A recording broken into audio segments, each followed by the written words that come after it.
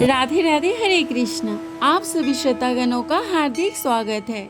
आज आप श्रवण करेंगे समुद्र ऋषि तीर्थ आदि तीर्थों की महिमा तथा गौतमी महात्म के उपासकाम। इससे पहले के अध्याय में आपने सुना था चक्षु तीर्थ की महिमा का वर्णन। चक्षु तीर्थ में दो मित्रों के बीच में हुई वार्तालाप और उनके बीच में जो भी घटना घटित हुई उसके बारे में बताकर श्री ब्रह्मा जी जब मौन हो गए तो देवर्षि नारद नारायण नारायण कहकर एक बार फिर से उनसे निवेदन किया कि हे पितामह, अब आप मुझे अन्न तीर्थ के महात्म भी सुनाइए। तो ब्रह्मा जी उनसे कहने लगे कि नारद, समुद्र का वर्णन करता हूँ, मन लगाकर सुनो। आप सभी श्रोतागणों से भी अनुरोध है कि आप सब भी ध्यान लगाकर सुनिए। अब देवर्षि नारद से ब्रह्मा जी कहते हैं कि अब मैं तुमसे समुद्र का महत्व में वर्णन करता हूँ, सुनो।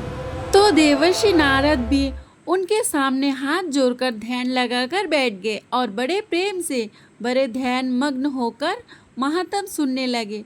ब्रह्मा जी कहते हैं कि गौतम के विदा करने पर पाप नाशिनी गंगा जब एक तीनों लोगों का उपकार करने के लिए ब्रह्मगिरी से पूर्व समुद्र की ओर चली गई, तब मार्ग में मैंने उनके जल को लेकर कमंडल में धारण कर लिया। परमात्मा शिव ने उन्हें मस्तक पर चढ़ाया।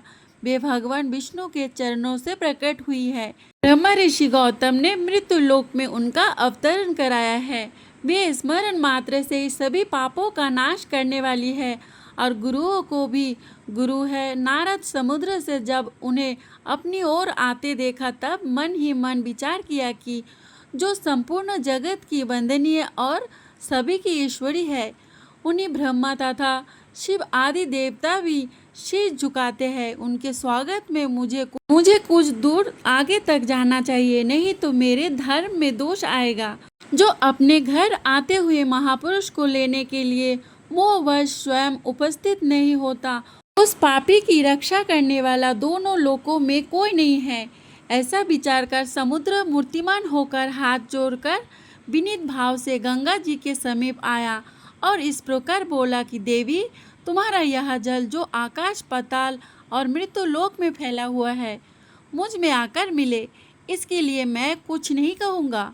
मेरे भीतर रत्न, अमृत, पर्वत, राक्षस और असुर रहते हैं। इनको तथा अन्य भयंकर जल जंतु को भी मैं धारण करता हूँ। मेरे जल में लक्ष्मी सहित श्रीहरि सदा शयन करते रहते हैं। इस चराचर जगत में मेरे लिए कुछ भी असंभव नहीं है। मैं तुम्हारे स्वागत में यहाँ तक आया हूँ। जो अपने से बड़े के आने पर अहंकार वश आगे बढ़कर उसका स्वागत नहीं करता, वह धर्म आदि से भ्रष्ट होकर नरक में पड़ता है। हे भगवती गंगा, तुमसे एक प्रार्थना करता हूँ, तुम 7 धराओं में आकर मुझसे मिलो।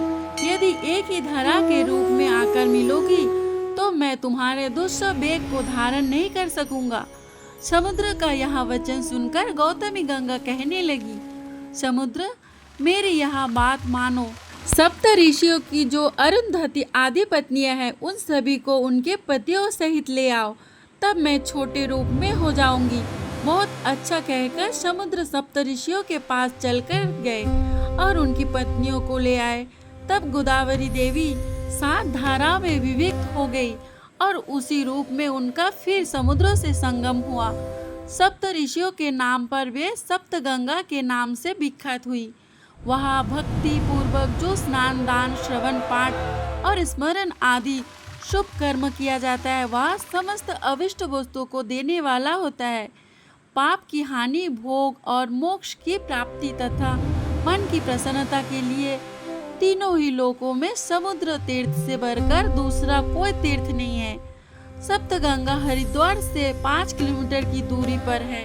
अगर आप सप्त गंगा के बारे में जानना चाहते हैं तो अगले अध्याय में मैं आपको इस बारे में भी कथा सुनाऊंगी। ब्रह्मा जी समुद्र तीर्थ के बारे में कहते हैं कि तीनों ही लोकों में समुद्र तीर्थ से बढ़कर दूसरा कोई तीर्थ नहीं है।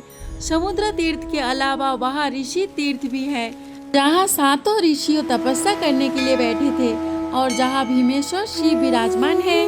वहाँ का वृत्तांत इस प्रकार है। अब मैं आपको स्थान बता देती हूँ कि यहाँ स्थान हरिद्वार में है। सात ऋषियों ने वहाँ पर गंगा जी को 7 धाराओं में विभक्त किया और जो 7 धाराएं विभक्त हुई थी वह वही सप्त ऋषियों के नाम पर विभक्त हुई है। सप्त ऋषियों ने यहाँ पर तपस्या की थी। सबसे दक्षिण की धारा विशिष्ट कहलाई, उससे उत्तर विश्वामित्र, उससे उत्तर वामदेवी, बीच की धारा गौतमी, उससे उत्तर भारद्वाज, उससे उत्तर आत्रेय और अंतिम धारा जमद अग्नि है। उन सभी ऋषियों ने मिलकर वहाँ सबसे बड़े सत्र का अनुष्ठान किया था। इसी बीच में देवताओं का प्रबल शत्रु विश्वरूप वहाँ आया और ब्रह्मचार्य तथा तपस्या के द्वारा उन सब ऋषियों को प्रसन्न करके विनय पूर्वक पूछा कि हे मुनिवर, यज्ञ अथवा तपस्या जिस उपाय से भी मुझे बलवान पुत्र प्राप्त हो और जिसे देवता भी परास्त न कर सके, वह उपाय बतलाइए। तब परम बुद्धिमान विश्वामित्र ने कहा, हे तात, कर्म में नाना प्रकार के फल प्राप्त होते हैं। 3 कारणों में कर्म ही पहला कारण है, दूसरा कारण कर्ता है और तीसरे कारण में अंतर्गत उपदान और बीज आदि अन्य उपकारण है। उपदान और बीज को विद्वानों ने कर्म नहीं माना है। जहाँ बहुत से कारण उपस्थित हो वह कर्म ही प्रधान होता है। और क्योंकि कर्म करने से फल की सिद्धि देखी जाती है और ना करने से नहीं देखी जाती, इसलिए फल की सिद्धि कर्म के ही अधीन है। अगर कर्म करोगे तो ही फल की प्राप्ति होगी। अब कर्म भी 2 प्रकार के होते हैं, क्रियमान और कृत क्रियमान। कर्म का जो साधन है वहाँ कर्तव्य बतलाया गया है। विद्वान पुरुष कर्म करते हुए जो भावना करता है उसके अनुरूप ही फल की सिद्धि होती है। अगर बिना भावना के विधि पूर्वक कर्म का अनुष्ठान करता है तो उसे अन्य प्रकार का फल मिलता है, किंतु भावना करने पर यानी कि इच्छा करने पर संपूर्ण फल उस भावना के अनुरूप ही होता है। अतः तप, व्रत, दान, जप और यज्ञ आदि क्रियाएं कर्म के अनुष्ठान भाव से ही अविष्ट फल देती है। भाव भी 3 प्रकार का जानना चाहिए, सात्विक, राजस और तमस। जिस भावना के अनुरूप कर्म होगा वैसा ही फल मिलेगा। अतः फल की प्राप्ति कर्म के अनुसार और भावना के अनुरूप ही होती है। इसलिए कर्म की उपस्थिति विचित्र है, ऐसा समझकर विद्वान पुरुष को अपनी इच्छा के अनुकूल भाव भी बनाना चाहिए, फिर उसके अनुरूप कर्म भी करना चाहिए। फल देने वाला भी जब फल चाहने वाले को फल देने वाले में प्रवृत्त होता है तब उसके कर्म और भावना के अनुसार ही फल देता है। कर्म धर्म, अर्थ, काम और मोक्ष चारों पुरुषार्थ का कारण है। अगर निष्काम भाव से कर्म हो तो वह मुक्ति का दाय होता है और सकाम भाव से होने पर वही बंधन का कारण बन जाता है। अपने भाव के अनुसार ही कर्म बनता है और वही इस लोक और परलोक के तरह तरह के फल देता है। अतः भाव सबसे बढ़कर है। तुम भी भाव के अनुसार कर्म करो, फिर जो चाहोगे वह प्राप्त होंगे। बुद्धिमान विश्वामित्र मुनि का कथन सुनकर विश्वरूप ने तमस भाव का आश्रय लेकर दीर्घ काल तक तपस्या की। प्रधान ऋषियों की मना करने पर भी उसने क्रोध के अनुरूप देवताओं के लिए भयंकर कार्य किया। भयंकर कुंड खोदकर उसमें भयानक अग्निदेव को प्रज्वलित किया और उसी में बैठकर मन ही मन अत्यंत भयंकर रुद्र रूप का आत्म रूप से चिंतन किया। उसे उस प्रकार तपस्या करते देख आकाशवाणी हुई, भीम स्वरूप जगदीश्वर शिव की महिमा में कौन जानता है। संपूर्ण जगत की सृष्टि करते हैं तो भी उसके अशक्ति से लिप्त नहीं होते। इस प्रकार कहकर आकाशवाणी मौन हो गई। मुनीश्वरगण भगवान भीमेश्वर को नमस्कार करके अपने अपने आश्रम को चले गए। विश्वरूप महाभीम अत्यंत भयंकर था। उसके कर्म भी भयंकर थे, उसकी आकृति भी बड़ी भयंकर थी, उसके हृदय का भाव भी भयंकर ही था। उसने भीम स्वरूप भगवान रुद्र का ध्यान करके अग्नि में अपनी आहुति दे दी। तब से उसके द्वारा आराध्य भगवान शंकर भीमेश्वर कहलाते हैं। वह किया हुआ स्नान और दान निसंदेह मोक्ष देने वाला है। जो सदा भक्ति पूर्वक इस प्रसंग का पाठ और श्रवण करता है तथा देवताओं के स्वामी स्वरूप भगवान शिव को प्रणाम करता है, उसे भगवान शिव अपने सर्व पापहारी चरणों की शरण में लेकर मुक्ति प्रदान करते हैं। ये तो भगवती गोदावरी सर्वत्र और सदा ही संपूर्ण पाप राशि का विनाश करने वाली तथा मोक्ष प्रदान करने वाली है। फिर भी जहाँ वे समुद्र में मिली है वह उनका महत्व विशेष रूप से बढ़ा हुआ है। जो पुण्यात्मा प्राणी गोदावरी सागर संगम में स्नान कर लेता है वह अपने पूर्वजों का दुख नरक से उद्धार करके स्वयं भी मुक्त को हो जाता है और भगवान शिव के धाम में जाता है, जो वेदांत द्वारा जानने योग्य तथा सभी का उपस्य है। साक्षात वह ब्रह्म ही भीमेश्वर के रूप में प्रकट हुई है। भीमेश्वर का दर्शन कर लेने पर जीव फिर भयंकर दुख देने वाले संसार में प्रवेश नहीं किया करते। देवताओं की भी वंदनीय गंगा जब समुद्र में मिली तब संपूर्ण देवता और मुनि उनके पीछे पीछे स्तुति करते हुए गए।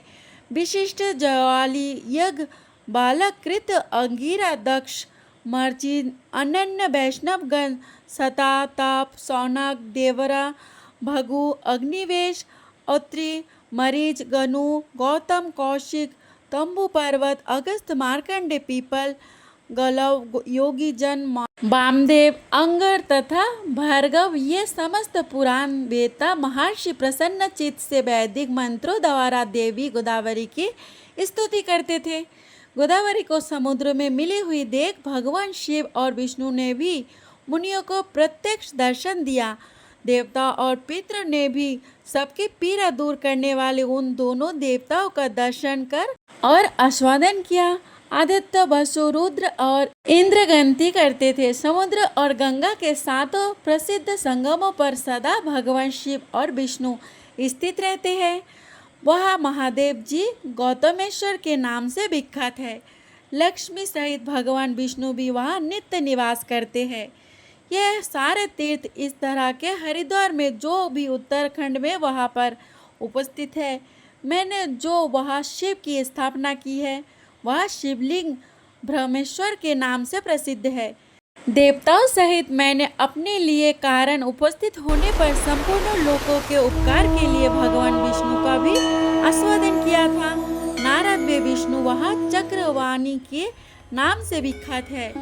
वही इंद्र तीर्थ भी है और उसी को ही ग्रीव तीर्थ भी कहते हैं। वह सोम तीर्थ है जहाँ भगवान शिव सोमेश्वर नाम से प्रसिद्ध है। एक समय इंद्र ने बड़े बड़े यज्ञ द्वारा मेरी आराधना करके मेरे प्रसाद अपना मनोरथ सिद्ध किया था। तब से मैंने भी वही सब लोगों का उपकार करने के लिए रहता हूँ। विष्णु और शिव तो वहाँ है ही। अग्नि ने वहाँ यज्ञ किया था। वह स्थान यज्ञ तीर्थ के नाम से प्रसिद्ध है। फिर आदित्य तीर्थ है जहाँ वेमत आदित्य प्रतिदिन मध्याह्न काल में दूसरा रूप धारण करके मेरा शिव का तथा विष्णु का दर्शन और उपासना करने के लिए आते हैं।